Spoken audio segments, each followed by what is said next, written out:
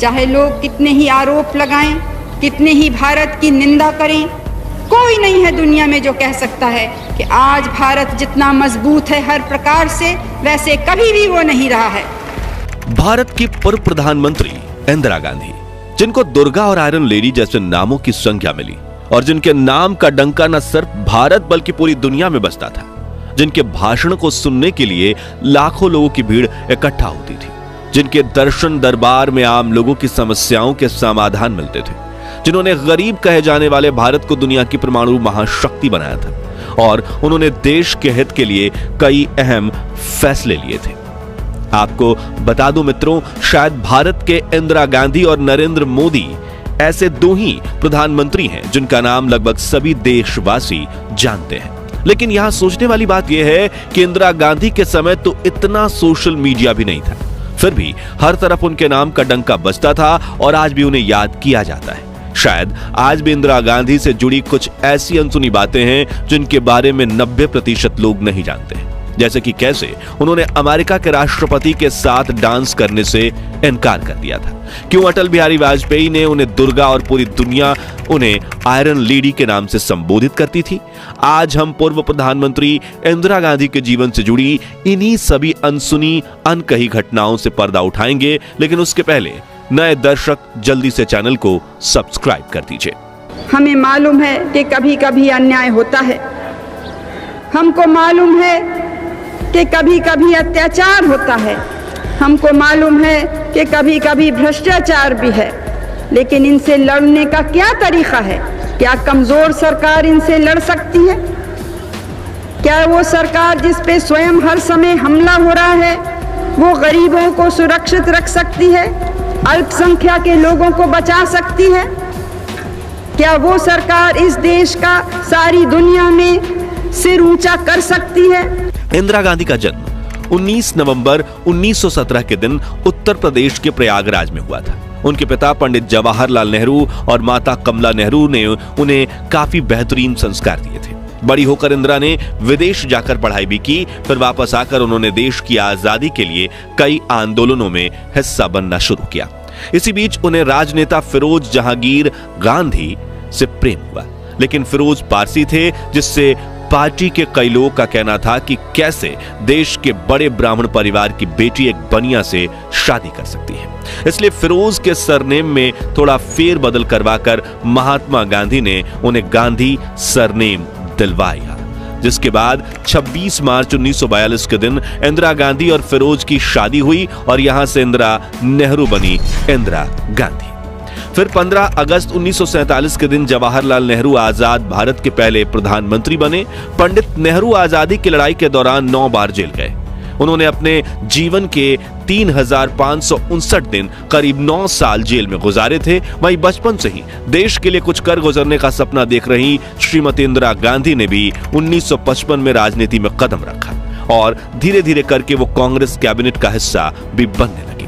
इस दौरान इंदिरा गांधी अपने पिता का दाहिना हाथ बनकर उभर रही थी, मगर 27 मई 1964 के दिन जवाहरलाल नेहरू को दिल का दौरा पड़ने से उनका दुखद निधन हो गया, जिससे इंदिरा गांधी टूट चुकी थी, लेकिन उन्होंने खुद को संभालते हुए देश के हित में काम करना जारी रखा। वहीं पंडित जी की मौत के बाद अब आजाद भारत के नंबर 2 प्रधानमंत्री बने लाल बहादुर शास्त्री, लेकिन ईश्वर को तो कुछ और ही मंजूर था। बस 18 महीने बाद ही ताशकंद समझौते के दौरान 11 जनवरी 1966 की रात संदिग्ध हालात में प्रधानमंत्री लाल बहादुर शास्त्री की मौत हो गई थी। उनकी मौत किस कारण से हुई, ये आज भी एक राज है। उस वक्त मेडिकल रिपोर्ट में कहा गया कि लाल बहादुर शास्त्री की मौत हार्ट अटैक की वजह से हुई थी, लेकिन उनकी पत्नी का आरोप था कि उन्हें जहर दिया गया था। लाल बहादुर शास्त्री जी की मृत्यु के बाद इंदिरा गांधी चुनाव के लिए खड़ी हुई। यहां दिलचस्प बात यह भी है कि इंदिरा गांधी की लड़ाई अपने पक्ष के नेता गुलजारी लाल नंदा और मोरारजी देसाई से थी, मगर शास्त्री जी की मृत्यु के बाद कार्यकारी प्रधानमंत्री बने गुलजारी लाल नंदा ने प्रधानमंत्री पद की रेस से अपना नाम वापस ले लिया। अब इंदिरा की सीधी लड़ाई गुजराती नेता मोरारजी देसाई से बची थी, जिसका फैसला कांग्रेस के 525 सांसद के हाथों में था, जिनमें से 169 सांसदों ने मोरारजी देसाई का साथ दिया, जबकि 365 सांसदों का मानना था कि इंदिरा गांधी बेहतरीन प्रधानमंत्री बन सकती हैं। इस तरह बहुमत के साथ 19 जनवरी 1966 के दिन श्रीमती इंदिरा गांधी देश की पहली महिला प्रधानमंत्री बनी। यही वो साल था जब एक ही साल में देश को 3 प्रधानमंत्री मिले थे। हालांकि उस वक्त राजनीति में महिलाओं को पुरुषों के मुकाबले कम आंका जाता था, लेकिन इंदिरा गांधी का व्यक्तित्व इतना प्रभावी था कि कुछ ही समय में वो देश के करोड़ों लोगों की पसंदीदा प्राइम मिनिस्टर बन गई। और सचमुच पढ़ी लिखी इंदिरा गांधी ने अपना पूरा ज्ञान देश और जनता के विकास में लगा दिया। उनसे जुड़ी एक दिल छू लेने वाली बात यह है कि जिस तरह उनके पिता जवाहरलाल नेहरू रोजाना जनता से मिलकर उनकी समस्याओं का समाधान निकालने की कोशिश करते थे, उसी तरह उनकी परंपरा को आगे बढ़ाते हुए इंदिरा गांधी भी रोज सुबह 8:20 पर आम लोगों से मिला करती थीं। इसे उनका दर्शन दरबार कहा जाता था। उस दौरान हफ्ते में कम से कम 3 बार उनका दरबार चर्चित किताब द मैरीगोल्ड स्टोरी की लेखिका और वरिष्ठ पत्रकार कुमकुम चड्ढा भी वहां मौजूद रहती थी। कुमकुम बताती हैं, इंदिरा इस समय का इस्तेमाल भारत के आम लोगों से मिलने के लिए किया करती थी। कभी कभी जब भीड़ अनियंत्रित हो जाती थी तो उन लोगों को प्राथमिकता दी जाती थी जो दिल्ली के बाहर से आते थे। इस दरबार में 2 तरह के लोग आते थे। एक तो वो जो सिर्फ इंदिरा गांधी को देखना भर चाहते थे, दूसरे वो जिन्हें छोटे मोटे काम करवाने होते थे, जैसे सरकारी अस्पताल में किसी का इलाज करवाना। इन सब में बहुत से लोग श्रीमती इंदिरा गांधी के पैर छूने की कोशिश भी करते थे, मगर उन्हें अपने पैर छुआना बिल्कुल भी पसंद नहीं था। इंदिरा गांधी अपने साथ काम करने वाले छोटे से छोटे लोगों की भी काफी इज्जत करती थी, जिसे लेकर उनकी करीबी मंत्री रह चुकी मोहसिना किदवई एक किस्सा बताती हैं। एक बार जब हम उत्तराखंड में एक चुनाव सभा करके वापस लौट रहे थे, तभी मैंने इंदिरा से कहा कि हमें कहीं रास्ते में रुकना पड़ेगा ताकि ड्राइवर कुछ खा ले। लेकिन उस वक्त ऐसे चलते चलते रास्ते में जल्दी खाना वगैरह मिलना मुश्किल था। तो इंदिरा गांधी ने तुरंत अपना झोला टटोला और अपने पसंदीदा बिस्किट मारी बिस्किट का एक पैकेट निकाला। फिर उन्होंने एक बिस्किट के 4 टुकड़े किए और अपनी हथेली पर रखकर ड्राइवर से बोली, पहाड़ी रास्ता है, तुम गाड़ी चलाते रहो और एक एक बिस्कुट का टुकड़ा हथेली से उठाकर खाते रहो। इन्हीं कहानियों से आप अंदाजा लगा सकते हैं कि श्रीमती इंदिरा गांधी कितनी डाउन टू अर्थ थी। पिता नेहरू का गुस्सा तो पूरी दुनिया में मशहूर था, लेकिन थोड़ी देर में शांत होकर वो सब कुछ भूल जाते थे। लेकिन इंदिरा गांधी के साथ ऐसा नहीं होता था। वो लंबे समय तक और तो कई बार तो ताउम्र उन लोगों के प्रति गुस्सा रखती थी जिसको वो पसंद नहीं करती थी। उस व्यक्ति के प्रति वो बहुत उदासीन हो जाती थी। कहा जाता है कि जब भी सत्य का साथ देने की बात आती थी तो इंदिरा गांधी किसी से नहीं डरती थी और वो दूसरों से मिल रही निंदा का जवाब अपने अच्छे कार्यों से देती थी। यहां तक कि समाजवादी नेता राम मनोहर लोहिया ने इंदिरा को संसद में कई बार गूंगी गुड़िया तक कहा था, लेकिन उन्होंने इसका कोई उत्तर नहीं दिया, क्योंकि 1971 में उनका पूरा ध्यान भारत पाकिस्तान युद्ध में देश की रक्षा करने पर था, जिसके तुरंत बाद इंदिरा गांधी का ध्यान इस बात पर गया कि पूर्व पाकिस्तान में पाकिस्तानी सेना ही वहां की जनता पर जुल्म ढा रही है। वहां जो लोग अलग देश की मांग कर रहे हैं उन्हें चुप कराने के लिए हत्याकांड किया जा रहा है। तभी उन्होंने बड़ा फैसला लेते हुए पाकिस्तानी सेना की तुलना हिटलर की आर्मी से की और दुनिया के सामने ईस्ट पाकिस्तान को आजादी दिलवाने की बात रखी। सभी वेस्टर्न कंट्रीज उनके इस फैसले के खिलाफ थीं, लेकिन पड़ोसी देश के लोगों को तड़पता हुआ देखकर इंदिरा गांधी से रहा नहीं गया और उन्होंने इंडियन आर्मी को पाकिस्तान में घुसकर बांग्लादेश की आजादी के लिए लड़ रहे मुक्ति वाहिनी का साथ देने का आदेश दिया, जिसके बाद 5 दिसंबर को भारतीय सेना पूर्वी पाकिस्तान में दुश्मनों पर टूट पड़ी और महज 11 दिनों में यानी 16 दिसंबर 1971 के दिन पाकिस्तान के 93,000 सैनिकों को सरेंडर करने पर मजबूर किया, जिसमें बंगाल की खाड़ी से किनारे बसा यह देश पाकिस्तान से अलग होकर बांग्लादेश नाम से एक आजाद राष्ट्र के रूप में उभर कर सामने आया। इस वक्त श्रीमती इंदिरा गांधी का नाम देश विदेश में हर जगह गूंज रहा था। कई लोगों ने उन्हें आयरन लेडी के नाम से पुकारना शुरू किया। खुद अटल बिहारी वाजपेयी जी ने भी उन्हें दुर्गा कहकर संबोधित किया, जिससे उनको गूंगी गुड़िया कहने वाली के जुबान पर ताला लग गया।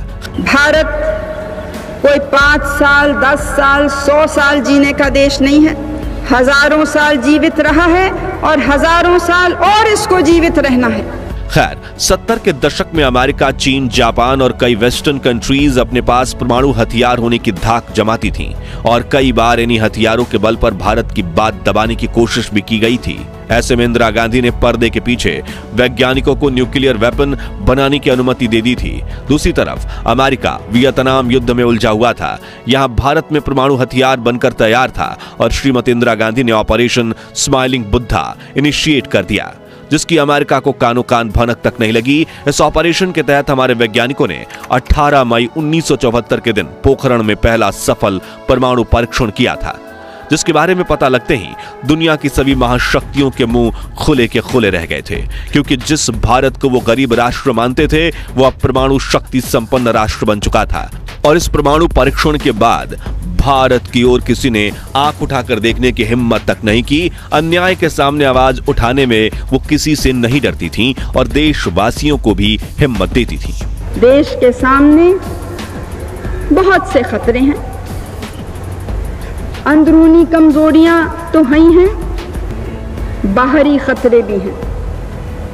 मैं आपको डराना नहीं चाहती हूं और मुझे यह भी मालूम है कि आप डरने वाले भी नहीं हैं। दोस्तों, इंदिरा गांधी भारत की पहली महिला प्रधानमंत्री थी, मगर वो चाहती थी कि लोग उनके जेंडर की वजह से नहीं बल्कि उनके कार्यों की वजह से उनकी रिस्पेक्ट करें।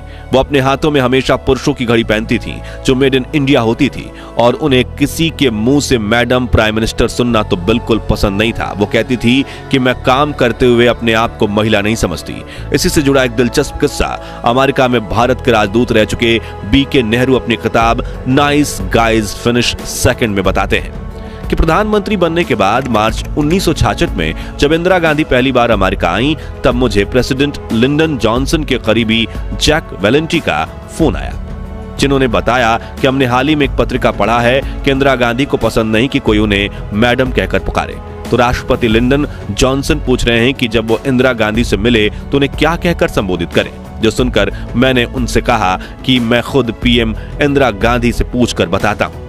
वो आगे लिखते हैं कि जब मैंने इंदिरा गांधी को बताया कि ये फोन किस कारण से आया था तो उन्होंने कहा कि राष्ट्रपति जॉनसन अगर चाहें तो मुझे सीधा प्रधानमंत्री कहकर ही बुला सकते हैं, अगर वो मुझे मिस्टर प्राइम मिनिस्टर कहें तब भी चलेगा, और उन्हें यह जरूर बता देना कि मेरे कैबिनेट के मंत्री मुझे सर कहकर भी पुकारते हैं।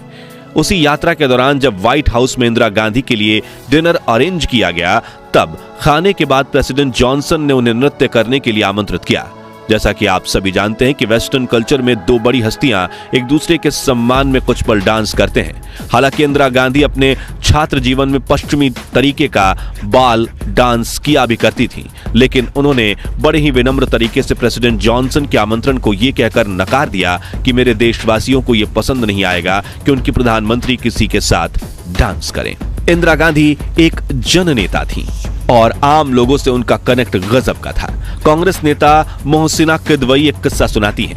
जब 1978 में आजमगढ़ उपचुनाव में उनका चुनाव प्रचार करने इंदिरा गांधी वहां गई थी, वो कहती हैं, उस जमाने में आजमगढ़ बहुत ही पिछड़ी हुई जगह थी और आज भी है, ना कोई रेस्तरां ना कोई खाने की जगह। मैंने इंदिरा जी के लिए सरकारी गेस्ट हाउस में कमरा बुक कराया था। जब हम वहां पहुंचे तो अटेंडेंट कमरा खोलने के लिए मना कर रहा था। उसने कहा कि यहाँ मंत्री जी ठहरेंगे, उनका हुक्म है कि कमरा किसी के लिए ना खोला जाए। वो कहती हैं कि जब कमरा खुलवाने की मेरी सारी कोशिशें नाकामयाब हो गई तो एक बार फिर से कहा, तुम्हें मालूम तो है मैं किसके रुकने के लिए कह रही हूं? वो बोला नहीं। जब मैंने कहा कि कार में इंदिरा गांधी बैठी हैं, जैसे उसने ये नाम सुना उसने लपक कर कमरे का दरवाजा खोला, मंत्री को एक भद्दी सी गाली दी और बोला नौकरी जाए तो जाए। इस तरह का प्यार था लोगों का इंदिरा गांधी के लिए। किसी कमरे से निकलने से पहले वो उस कमरे की लाइट जरूर ऑफ करती थी, वो भी अपने हाथों से। एक बार वो बाराबंकी की यात्रा पर थी, वो वॉशरूम में थी, तभी राष्ट्रपति फखरुद्दीन अली का फोन उनके लिए आया। उनके साथ गई मोहसिना किदवई ने दरवाजा खटखटाकर कहा कि उनके लिए राष्ट्रपति का फोन है। इंदिरा गांधी बाहर आई, लेकिन फोन लेने से पहले उन्होंने मोहसिना से कहा कि जाकर पहले वॉशरूम की लाइट बंद करें, जिसे वो जल्दी में बंद करना भूल गई हैं। मोहसिना कहती हैं कि मैं ये सुनकर स्तब्ध रह गई कि एक तरफ भारत का राष्ट्रपति टेलीफोन पर है और इंदिरा गांधी को चिंता है कि वॉशरूम की लाइट ऑफ हुई कि नहीं। श्रीमती इंदिरा गांधी ने अपने पहले कार्यकाल में प्रधानमंत्री पद संभालते समय सत्य और निष्ठा की शपथ ली थी, मगर साथियों वो दूसरी बार जब सत्ता में आई तो वो पूरी तरह से धार्मिक हो चली थी। दूसरी बार उन्होंने ईश्वर के नाम पर प्रधानमंत्री पद की शपथ ली। सन 1970 में अपनी हार के बाद उन्होंने बनारस के काशी विश्वनाथ मंदिर और संकट मोचन मंदिर में पूजा की।